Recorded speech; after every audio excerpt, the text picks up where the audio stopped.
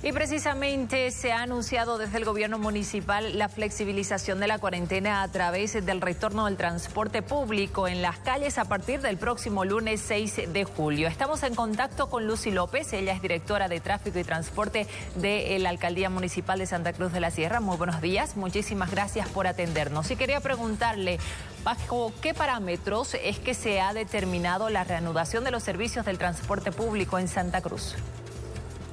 Buenos días, agradecerles por la entrevista.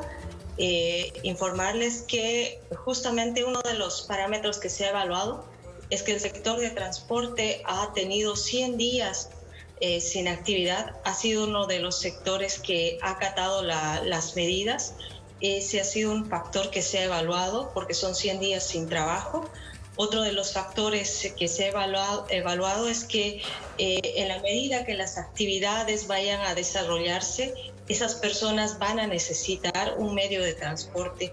No olvidemos que más del 70% de la demanda de viajes en la ciudad de Santa Cruz se la realiza en transporte público. Entonces, al reanudarse actividades, también se ha visto la necesidad de que debería de venir acompañado en función y correspondencia a esta demanda con la operación del servicio de transporte público.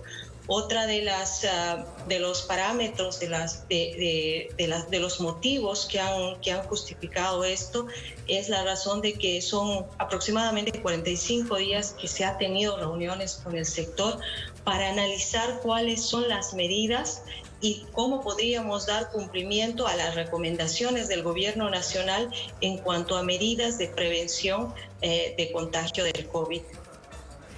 Bien, entonces, ¿qué es lo que va a pasar con el transporte a partir del lunes? ¿Saldrán el 100% de las unidades a prestar sus servicios? ¿Qué medidas de bioseguridad se deberán adoptar dentro de cada una de las unidades de transporte? Definitivamente, el lunes, cuando se reinicien las actividades, no va a ser la misma situación que fue antes de la pandemia. Sabemos que el número de viajes y la demanda no va a ser igual, entonces en correspondencia a esto, el número de unidades de transporte que salgan a operar va a venir relacionado. Eso también se va hablando con el sector. Y hablando sobre la capacidad de ocupación, la capacidad de transporte de cada unidad de transporte, debíamos velar por el distanciamiento físico. Es en este sentido que no se va a permitir que ninguna unidad de transporte lleve más allá del 60% de su capacidad establecida en el RUAT. Lo que quiere decir, le pongo como un ejemplo, si un taxi tenía 5 plazas declaradas en el RUAT, solamente en función de esas 5 plazas va a poder llevar 2 pasajeros. Estamos hablando inclusive en ese caso menos del 50% de ocupación. ¿Y qué va a pasar en ese mismo sentido con el precio del pasaje, tomando en cuenta que van a poder transportar menos pasajeros? Me imagino que ellos van a querer cobrar más, lo han manifestado incluso públicamente algunos dirigentes. ¿Cuál es el consenso en torno al precio? Muchas gracias por esa pregunta. Se tuvo reuniones al respecto.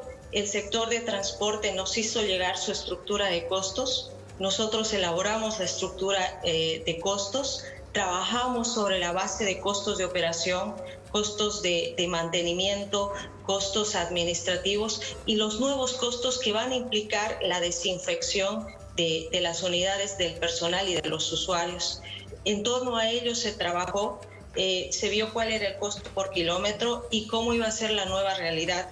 Sabemos que con el inicio de la operación, y ellos lo saben, no va a ser para ganar, pero sí les va a dar para subsistir.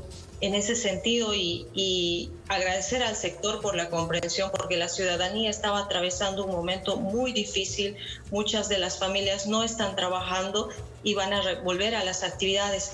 En ese sentido, se ha determinado de manera conjunta con el sector de transporte no incrementar la tarifa de transporte, quedándose en lo establecido de 2 bolivianos para no atentar a la economía de las familias. El tema es, directora, que se registran más de 18.000 casos confirmados de coronavirus en estos momentos en Santa Cruz. La curva de contagios continúa en ascenso.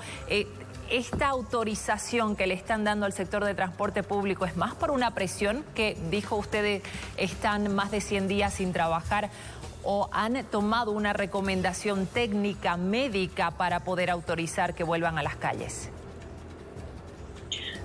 Muchas gracias.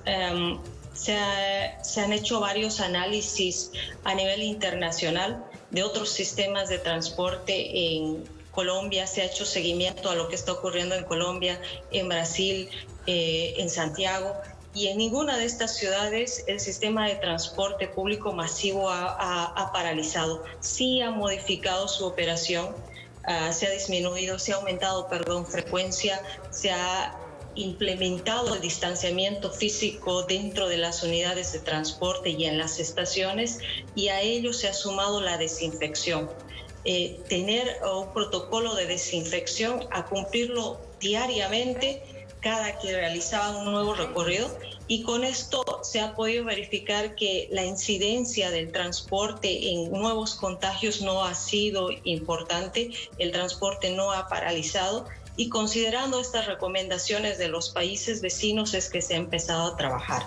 Pero no han considerado, disculpe, está comparando el transporte de Santa Cruz con el de los otros países, no ha comparado con lo que ha ocurrido en otras ciudades donde sí han flexibilizado acá en nuestro propio país y que ha aumentado la curva de contagios. Estamos hablando de La Paz, estamos hablando de Cochabamba, por ejemplo, que ha tenido que retornar a la cuarentena rígida precisamente porque habían flexibilizado el transporte público y aumentaron los contagios.